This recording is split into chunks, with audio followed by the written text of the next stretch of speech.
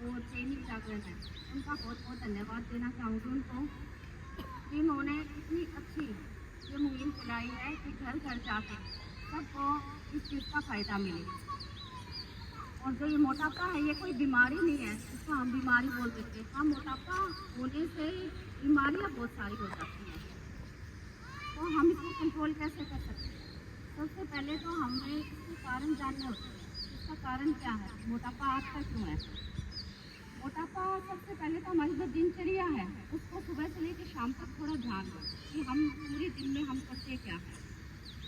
अब सुबह से लेकर कई बार ऐसे पेशेंट आते हैं कि वो कहते हैं कि हम नॉर्मली खाना खाते हैं क्योंकि हमारा वेट बहुत ज़्यादा गेन हो रहा है। हम उनसे पूछते हैं उनकी लाइफ स्टाइल कैसी होती है।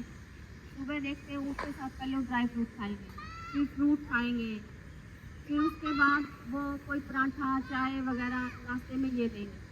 दिन में अच्छे सा प्लेट भर के वो लंच करते हैं, रोटी सब्जी दाल चावल सैलेड वगैरह सब लेते हैं। शाम को फिर वो कोई स्नैक्स वगैरह ये ले लेते हैं, बिस्किट ले लिया, कोई ब्रेड ले लिया, ये चीज़ें कर लेते हैं। रात को फिर वो खाना खाते हैं और सोने से पहले 1 गिलास दूध। तो इससे क्या होता है कि आप देखो आपने कितनी बार कितना खाना खाया, सुबह से लेकर शाम तक आप खा रहे हो, लेकिन वो डाइजेस्ट कैसे होएगा। पहला खाना हजम नहीं हुआ, उसके ऊपर हमने दूसरा खाना डाल दिया, तो ये मोटापा का एक बहुत बड़ा कारण होता है। तो हमें कभी भी ऐसे एक तो कम क्वांटिटी में खाना चाहिए खाना, और दूसरा उस चीज़ को ये बिना भूखे कभी नहीं खाना चाहिए। भूख हो तो ही खाए, ये नहीं है कि भाई सुबह से हमने नहीं खाया, भूख लगी हुई नहीं है, फिर भी चलो भाई लंच टाइम हुआ है करो, ये नहीं करना। दूसरा मोटापा का कारण होता है कुछ जेनेटिक भी होते हैं, जैसे मान लो फैमिली में किसी के दादा दादी को है, मम्मी पापा को है मोटापा, या फिर उसके साथ फैमिली में किसी और मेंबर को है, तो ये भी एक कारण मोटापा का हो सकता है। तीसरा है हमारा जो हमारी पेट की जो अग्नि है, जिसे हम जठर अग्नि बोलते हैं, अगर वो हमारी स्लो है तो ये भी एक कारण है, क्योंकि जो हम खा रहे हैं वो हमारा अंदर पच ही नहीं रहा, तो उसकी वजह से हमारा पेट में खाना पड़ा पड़ा सिरता रहेगा और एक्स्ट्रा फैट जमा होता रहेगा।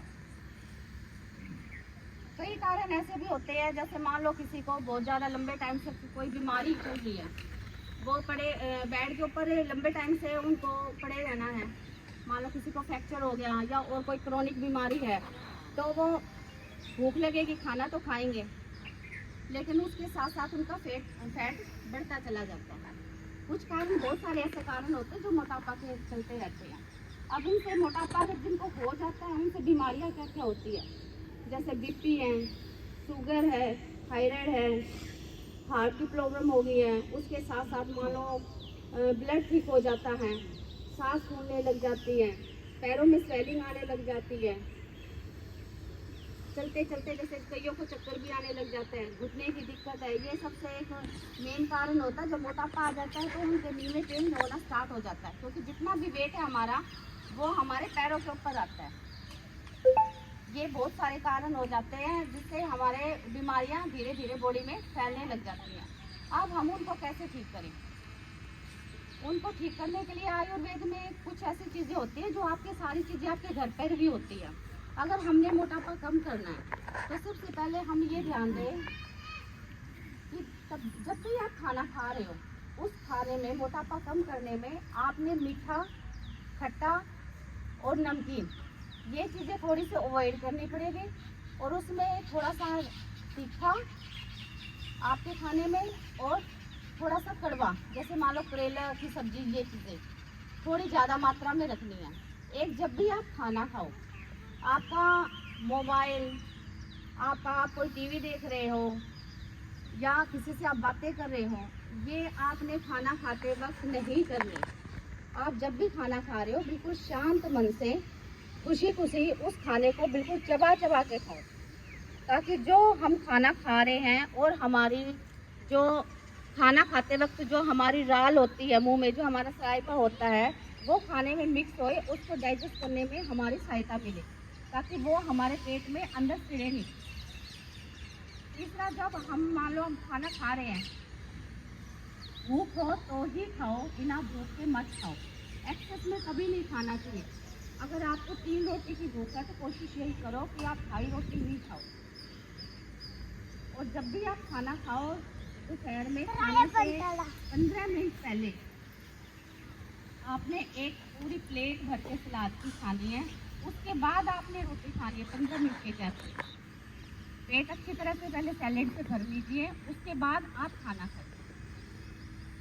उसके साथ साथ आपने खाने के साथ साथ आपने क्या करना है कि जैसे मान लो और कोई दिक्कत हो आपके पेट में, अगर जो कुछ भी जैसे मान लो कईयों के अल्सर वगैरह हो जाते हैं, तो आप जो भी अपनी डाइट लो, आप अपने किसी डॉक्टर के अच्छे चिकित्सक के सलाह से वो डाइट लो।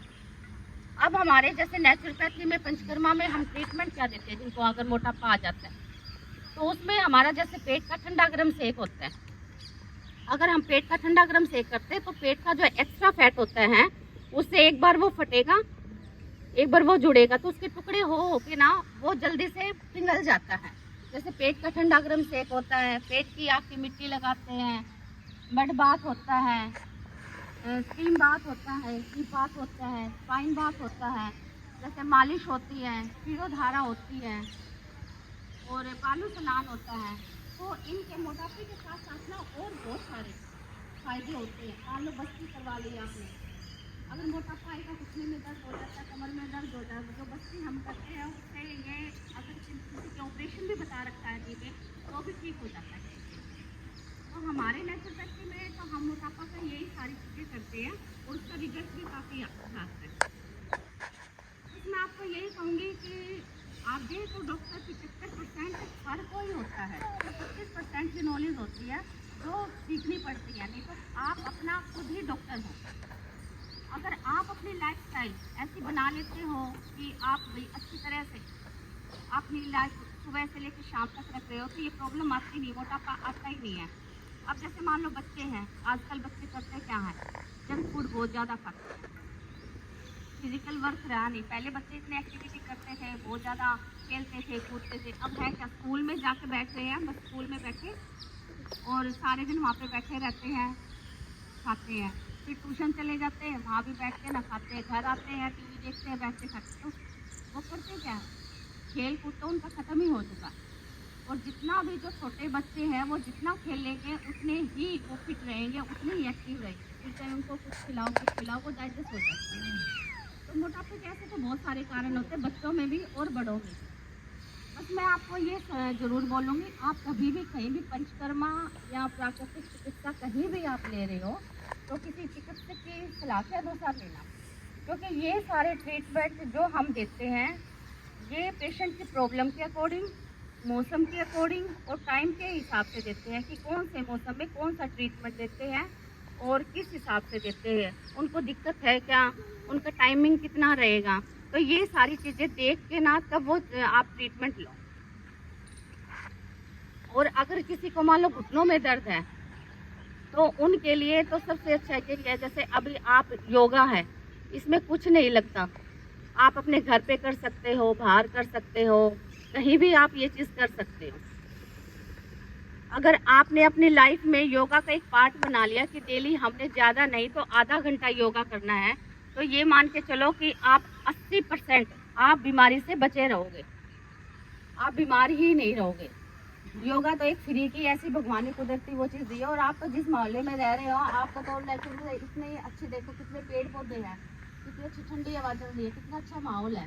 तो आप तो यहाँ आके ना अगर कोई सिखाए या ना सिखाए तो भी आप ये चीज़ ले सकते हो, ये फ़ायदा प्रकृति का ले सकते हो। अब लास्ट में मैं आपको बस यही बोलूँगी कि फिर से मैं ये देवी जागरण जी का और पतंजलि परिवार का बहुत बहुत धन्यवाद देना चाहूँगी।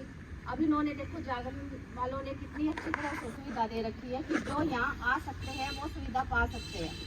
और जो ऐसे बंदे हैं जो नहीं घर से नहीं आ सकते, किसी बीमारी से ग्रस्त है, तो उनको एक न्यूज़ के चैनल से कि एक अखबार के जरिए वो वहाँ तक वो सुविधा पहुँचा सकते हैं कि आप अपने घर पे कैसे ठीक रह सकते हो। तो आप सबसे रिक्वेस्ट है कि इन सब के लिए एक बार ज़रूर जोरदार तालियां बजाएं,